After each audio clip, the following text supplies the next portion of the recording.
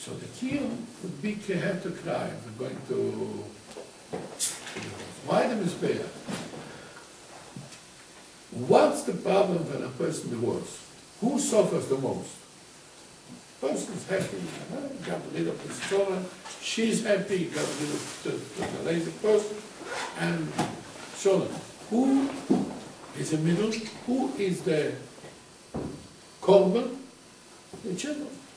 The worst thing, children that comes from broken houses, this is, they became drug addicts, they became stealing, and their life is miserable because it hurts when a child sees his father and mother fighting, constantly fighting a child. It hurts him very much. So the Mizbeach cries, I have enough korbanos. I don't want more korbanos. Who's the korbanos? The children. Why it has to be such a way that a couple should fight? Why? It's a mitzvah to fight. Where it comes from. Person has to have sense, seichel, more than a woman. Has to have seichel, has to know that a woman always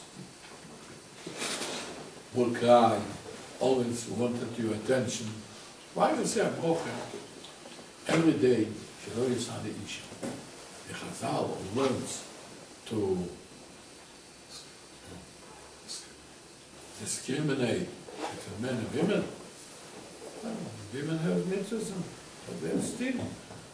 A brocha, we make a brocha shaloi usani isha. You should be blessed. Hashem, I'm not a woman. Hashem wasn't discriminating. Now, what's a woman? A woman, she wants attention. When I need attention from the other one, I'm the most miserable person. Why? Nobody gives me attention. I'm miserable. Who is the luckiest person? I will give you. I'm giving you. Eizer Oshin, Samech Bechel. I'm always happy. I have whatever you want, I have. Eizer Mechubon, Zamechabet Sabrias. I don't need your cover. I have so much cover, I will give you cover. Always, the giver, he is the luckiest person. When a person has, what many has, I will always honor you, listen to you, always give you. I don't need for you nothing. This is the luckiest person. The minute a person needs attention from another one, is the most miserable person. Most people do me a favor. I have my own problems.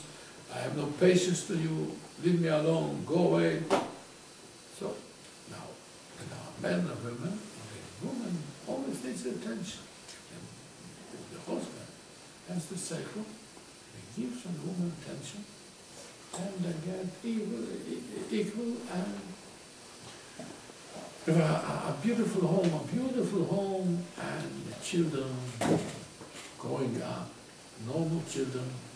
They see the daddy, mom, not more than the father, never fight, never argue themselves. They respect each other. In such a house, children comes out. Wonderful children, smart children, and calm children. But in the house, when you hear all day, every hour, on the hour, cursing, bickering, fighting, so what do you want for your children? Chinuch, education, start at home. You want your child should be, look in the mirror, how you doing, how you treat your wife. Or your wife, look how you treat your husband. So what do you want from your daughter? What do you want from your son? They don't have where to look, they look up on you. A child looks up on the father and mother. Even when the father and the mother never fight in the tzaddikim, and they give for the children everything. We need a lot of prayers, we should have good children. We need a lot of school children, because not everybody has good children. But especially when it's the opposite, when one kills the other, not mentioned, not saying already physical. There are houses of physical fight monster. the child has to see it. And but even the mouth, the tongue is sharper than the sharp knife. You could say, I think we're right. But she will answer you. So when a person has the right way how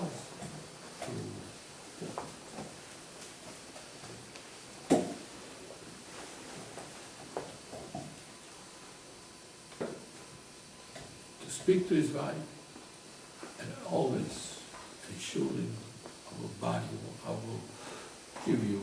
Even now I don't have, but in a minute I don't have, he will be the first. He gives her a self-confidence. Usually a woman has no self-confidence. You give her self-confidence, she'll be a different woman. Mama, the house will be.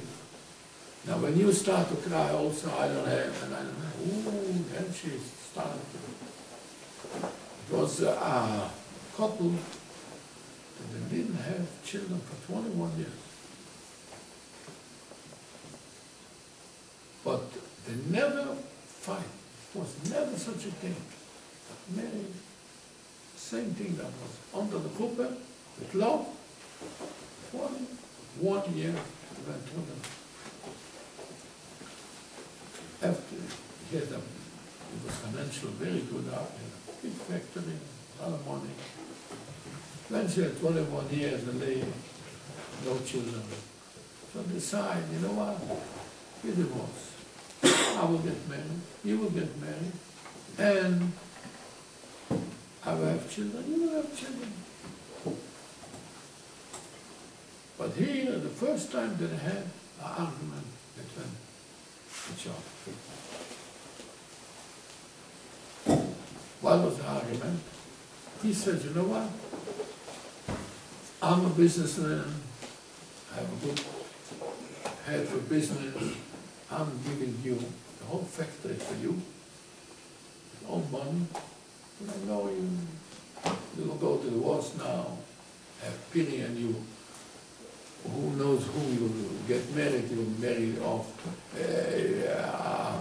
a poor person. No, I'm giving you the whole money, I will make a new factory, new money, and have it.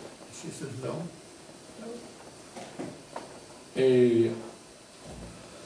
I want him, because this person was learning Torah also. He had a business, half a day was a business, half a day learned Torah. He said, no, I want you should have the factory, you should have the money, you should put it in Torah, and I will get married already. I will start off from the beginning. This was the only one argument they had before they went to the war. He didn't want to give in, no, the factory is for you. The whole money for you, I will make myself new money. And she said, no, I'm giving for you. And I went to the senior-year-old, really special. First time we had such an argument. A couple never argue. It's not such a thing. You have to be argued. It was a Shlomo Zalman Oyabach. But the husband and his wife, he said only a few words. Very known thing. The wife and his wife stood by the oven, by the casket, and said, usually when our wife passed away, we have to have mechila, forgiveness. Maybe some fight, maybe I said a bad word against you, maybe I yelled at you. Here lies my wife, and Hashem will say, Eides will be my witness. We never argued. We never had a vikuah of the other, so I don't have to ask forgiveness. This is a very, very unusual thing.